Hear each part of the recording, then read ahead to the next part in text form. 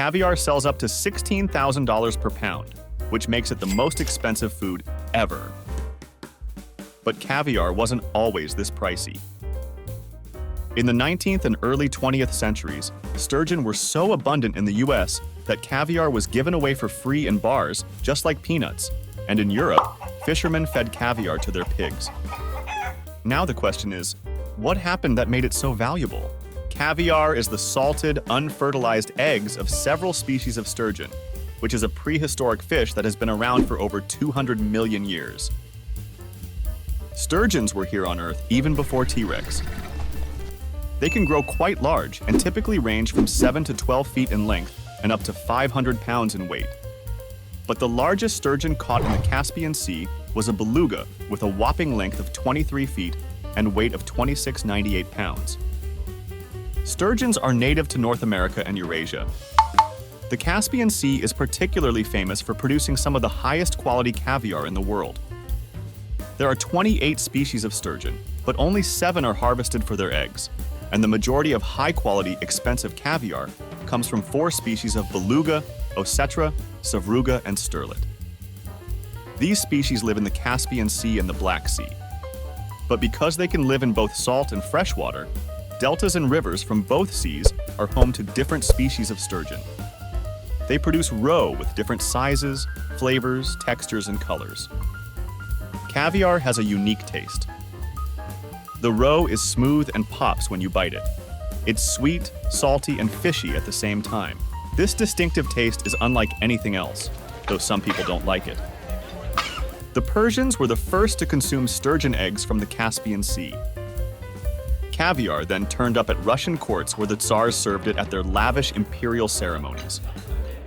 Gradually, interest in caviar started to grow in other European countries.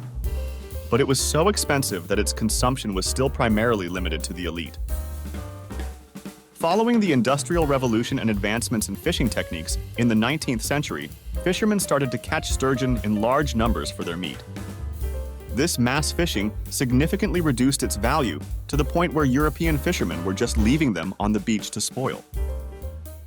Throughout the 20th century, they were poached so aggressively that their population declined.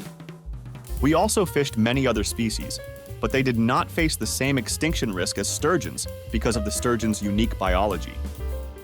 Now, for their biology, they are very slow to reproduce. Most animals procreate within months or days, but it takes 20 years for some sturgeon species like beluga to mature and reproduce. Also, female sturgeons produce millions of eggs every year, but on average, only one of these eggs can make it into adulthood. So, in just a few years, the abundant fish became very rare, which is the first reason why it is so expensive. Like other expensive things, it became a luxury, and rich people started to recognize it as a delicacy and developed a taste for its unique flavor and texture. So, caviar started to appear in upscale restaurants. Because nothing said luxury quite like caviar, its demand increased, but the supply was shrinking. Because they come from the Caspian Sea, and a good part of the sea is bordered by former Soviet Union states, the production was impacted by the fall of the Soviet Union. Before its fall, sturgeon harvesting from the sea was managed to maintain and increase the fish population. But right after its fall, illegal fishing surged because poachers could sell caviar at premium prices in black markets. This increase in illegal fishing decreased the fish population even more than before, and pushed several sturgeon species close to extinction. In 2010, the International Union for Conservation of Nature placed 18 out of 28 sturgeon species on its red list of threatened species, making sturgeon the most endangered group of species on Earth. So, authorities in different countries, including the US, ramped up their efforts to save sturgeon. The trade of illegally poached sturgeon products has been banned in many countries, and imports and exports are closely monitored. Because there has been a huge reduction in the number of sturgeons that could be legally fished, it is almost impossible to find wild-caught caviar. The new states that emerged from the Soviet Union, together with Iran, have worked hard to increase the sturgeon population. Even though they have created infrastructure to hatch eggs and release fish in the Caspian Sea, their conservation efforts have not been very effective. And I think they failed for 2 reasons. The first reason is that their breeding grounds are polluted, and it is hard for sturgeons to access them. As I mentioned earlier, they lay their eggs in rivers and deltas in the Caspian Sea region. These rivers are increasingly polluted, and sturgeons are very sensitive to this pollution. So water contamination has caused tumors and diseases in them, and egg deformities have become more common, and the taste of caviar has changed. Also, many dams are constructed on these rivers, which prevent the fish from getting access to their feeding and breeding grounds. The second one is that so many conservation efforts have failed because we still don't know them well. For example, a few years ago, a very large female sturgeon that weighed more than 450 pounds was caught, and officials tried to harvest eggs from it for fertilization and use in a hatchery. But when they cut the fish open to extract its eggs, they realized that it was a rare bull beluga. But by the time they figured out their mistake, the rare fish was already dead. At the same time that the supply is shrinking, the world is becoming richer, and there are more millionaires in the world than ever before. So there is more demand and prices are going up. These high prices create incentives for illegal poachers and cancel out the impact of conservation efforts. With this shrinking supply and increasing demand, aquaculture farms began to emerge slowly.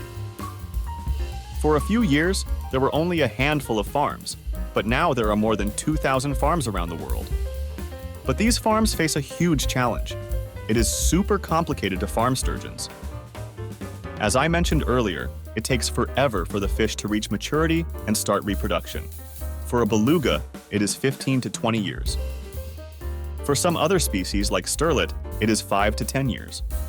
But during the first years of maturity, the eggs are generally not considered high quality for caviar because the eggs are smaller and less flavorful. So after laying their first eggs, it takes an additional few years for the fish to reach full maturity. And it is only at that time that sturgeons produce the large, delicate, and rich-flavored eggs that are prized as high-quality caviar. But it's impossible to identify when they are ready to lay high-quality eggs. So farmers have to carry out regular autopsies to check the quality of their eggs. There is another challenge that significantly increases the cost of production. As I mentioned in the case of the bull beluga that was mistaken for a female, recognizing the difference between male and female sturgeon is challenging. So fish farmers have to raise all the fish for several years and then use expensive scanning techniques to identify male fish. So until that point, they have to raise half of their fish, and those fish will not yield any caviar. Now, another issue is that extracting caviar requires cutting the fish open, which kills the fish. This method is the traditional method that Iranians and Russians used, and the largest sturgeon farms still use this method. But this method of harvesting results in a one-time harvest after raising the fish for many years. Some farms are now exploring a technique called stripping, which doesn't kill the fish. In this technique, the fish is injected with a hormone to ease out its eggs. But this method is mainly for increasing the fish population, and the eggs extracted in this technique were used by hatcheries. It's only recently that the eggs have been canned and sold as caviar. The main advantage is that the fish remains alive and can yield caviar for many more years. But no-kill caviar hasn't yet become widely popular because it takes much more time, labor, and tools, which drives up the price. Finally, harvesting eggs is expensive. The roe is carefully harvested by hand, gently separated from the membrane without bursting the eggs, and rinsed in cold water. The eggs are then sorted into categories based on quality, with fuller, rounder, and lighter-colored eggs considered the best in taste and quality. Finally, the roe is mixed with just the right amount of sea salt and left to mature for about 4 months. So farming sturgeon requires significant investment, several years of manual labor, and expensive equipment to just harvest a few eggs. But farmers cannot expect any return for around 20 years. With all that said, you get some context for why caviar is priced so high. But how pricey is it? The price of caviar can vary wildly depending on the type. If you're in the market to buy a small 1-ounce tin of caviar for 2 people, expect to pay a minimum of about $75 for the lowest quality sturgeon, but around $200 for some mid-tier caviar. Now, to have some context about how expensive caviar is, you can compare its price with the price of 1 ounce of the best Wagyu steak, which only costs $10, or 1 ounce of lobster, which is only $1 per ounce. Caviar prices can vary based on the species you buy. Beluga is the most expensive, with prices ranging from $3,000 to $10,000 per pound. Wild beluga sturgeon caviar from the Caspian Sea was priced at $7,250 per pound in 2012. However, Almas caviar is the most expensive caviar, selling at $15,700 per pound. Almas means diamond in Persian, and Almas caviar is extracted from the eggs of a rare albino sturgeon estimated to be between 60 and 100 years old. Because the fish is older, it produces larger, round eggs, and because it is albino, caviar has a light, vibrant color. The only habitat of the fish is the southern Caspian Sea, where there is less pollution. It is so rare in its habitat that only 1 in 6,000 mature beluga sturgeons is 100% albino, and her eggs qualify as Almas caviar. Sturgeons are difficult to manage, and their endangered status adds significant pressure on producers to maintain long-term sustainability. Caviar farms help by giving wild sturgeon populations a chance to recover. And who knows, maybe one day I'll be able to taste caviar too.